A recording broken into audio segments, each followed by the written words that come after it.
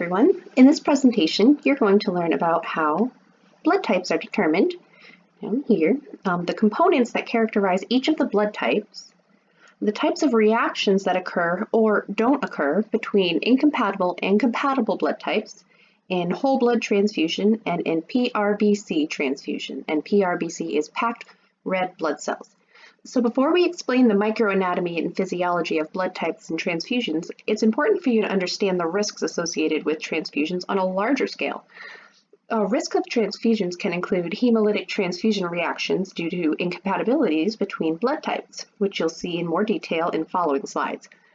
These reactions can cause blood to clump together and occlude in small capillaries, where it can cause ischemia and necrosis in tissues distal to the occlusion.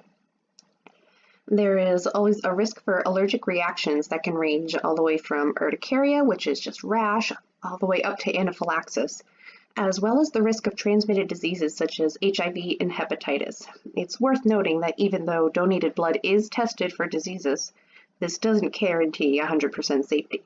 So now, let's begin with understanding the process of blood typing. To determine blood type, blood samples are placed in each of the three circles on each of these test panels, and each of these little strips is a different test panel. In the first circle, anti-A serum, which contains an anti-A agglutinins, is added to the blood. And then anti-B serum, containing anti-B agglutinins, is added to the second circle, and anti-RH serum to the third.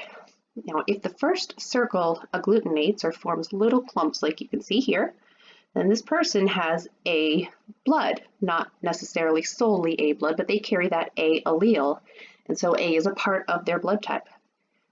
If the second circle agglutinates, this person has B blood.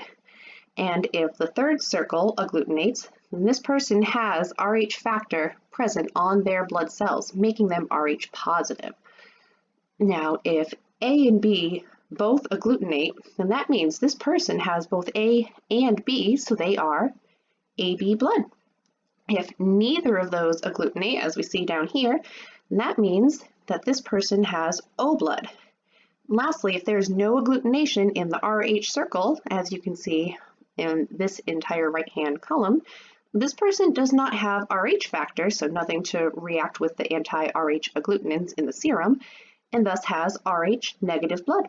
Now let's see what each of these blood types looks on a more detailed level. So the major components that determine blood type on the ABO scale are antigens or agglutinogens, which are these membrane proteins on the blood cell. There are A antigens, B antigens, and these determine what kind of blood a person has. Now, there are antibodies or agglutinins, which are proteins that are found in the plasma, and they serve as kind of guards against foreign materials, such as the antigens on foreign incompatible blood cells. So as you can see in the picture, the antibodies here look like little keys that would fit right over, like a key and lock onto the antigens on the RBC of an incompatible blood type. Like B has these antibodies with that little rectangular shape that would latch on right here to the antigens on A. Now, a good way to remember the difference between agglutinogens and agglutinins, since their names are really similar, you can always think of the following phrases. For antigens, which are agglutinogens, think my antigen makes donuts with sprinkles. The donuts, of course, being the erythrocyte and the sprinkles being antigens. And since donuts have gluten, she calls her donuts agglutinogen, agglutinogen being the other name for antigen. And for antibodies, which are agglutinins, think antibody. It's not on the body or the cell, and there is agglutinin in the plasma. So if we're looking here at AB blood, it contains A and B antigens on the cell membrane and has no antibodies or agglutinins in the plasma. With no antibodies, it will not fight off other blood types' antigens. This is good.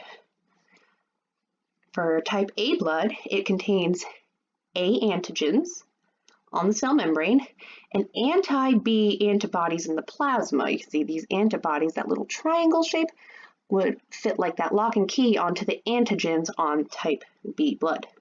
So its antibodies will attack AB and B blood because of their presence of B antigens, and this will result in agglutination. Likewise for B blood, it contains B antigens on the cell membrane and anti-A antibodies here in the plasma. Its antibodies will attack AB and A blood because of their A antigens and will result in, you guessed it, agglutination.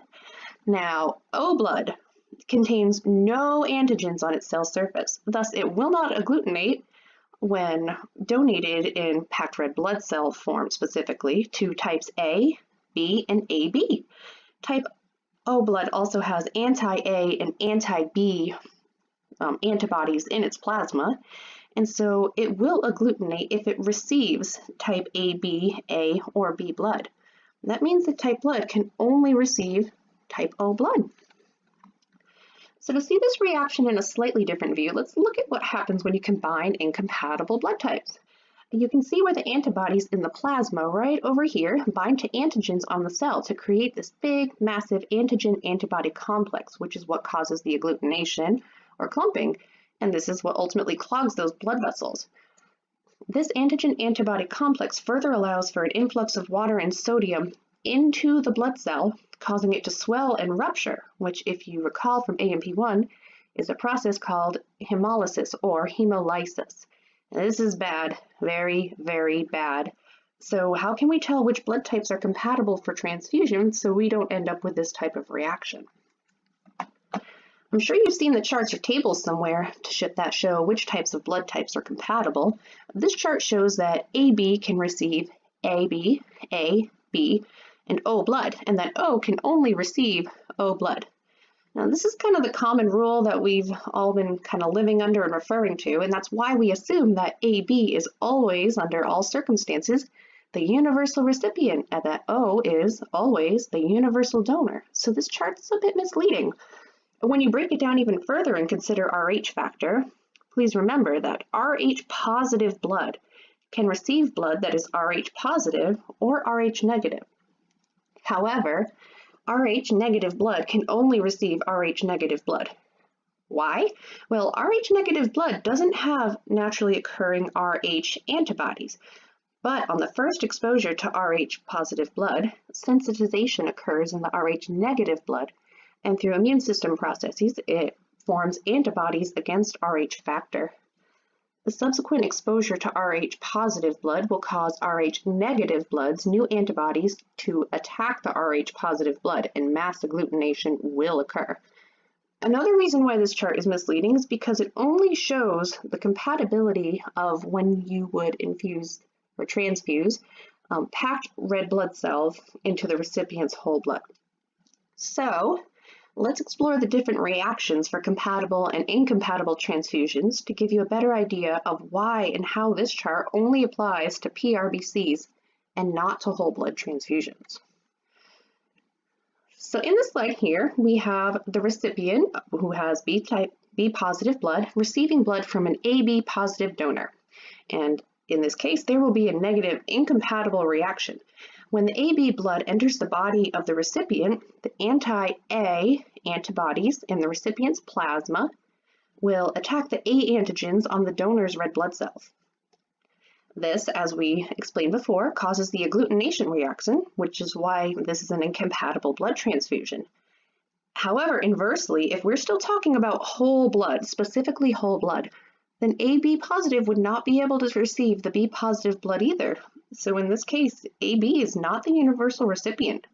Just like when B blood receives the AB blood, if AB blood receives whole blood from the B positive, and since B positive whole blood still contains those plasma antibodies, those antibodies will react with AB positive's antigens and cause agglutination. This is why whole blood transfusions must be done with an exact matching blood type, as you'll see in the next slide. Now the recipient here is AB positive, so therefore this person has AB antigens and no antibodies to attack the donor's surface antigens. And the donor's blood has no antibodies that will attack the recipient's antigens. Without this antibody-antigen reaction or complex occurring, there will be no agglutination, making these whole blood types compatible. This is why some people pre-donate their own blood if they're undergoing surgery that may require an administration of large volumes of blood where the plasma may be needed. It's also known as autologous or autologous transfusion. So then back to that big burning question. How on earth is it that AB can safely receive B blood to still be considered a universal recipient? Well, this is possible through the more common practice of transfusing PRBCs, or packed red blood cells. So to get packed red blood cells, whole blood is centrifuged and sometimes even washed to remove the plasma, thus removing the plasma antibodies that would otherwise cause agglutination in a transfusion case where it was not between identical blood types. Now, this method is used in most transfusion cases where there's not massive blood loss, and even to an extent with large volume blood loss, PRBCs can sometimes be transfused along with normal saline solution for fluid repletion. So this is kind of your gold standard here, and this is where the misconception falls into place of AB being the universal recipient. So even though the centrifuging and washing process does not guarantee complete removal of donor's plasma from the PRBC sample, the remaining amount of plasma and antibodies from the donor would be so minute and scarce in comparison to the total volume of the recipient's blood in their body, so that the donor's plasma would be so diluted once in the recipient's circulation. Therefore, no significant or widespread agglutination reactions would occur to cause any major problems. Also, though, thus why minor allergic reactions, as we spoke of earlier, like urticaria, can still occur and are always going to be of risk. So here we have the recipient, AB positive blood, naturally with whole blood intact, because you can't remove plasma from the recipient's body. That's just bad practice. And here we have the PRBC for B positive blood. And now if you remember the compatibility chart that shows AB blood is the universal recipient and can receive AB, A, B, and O blood, this specific type of transfusion of PRBCs is exactly what that chart is referring to. See, the donor's blood no longer contains the anti-A plasma antibodies that it would otherwise have that would cause an agglutination reaction against the recipient's own red blood cell antigens upon administration.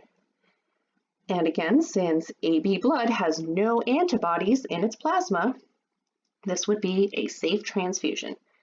Hopefully now you have a better understanding of blood typing and transfusions among the different blood types. Thanks for watching.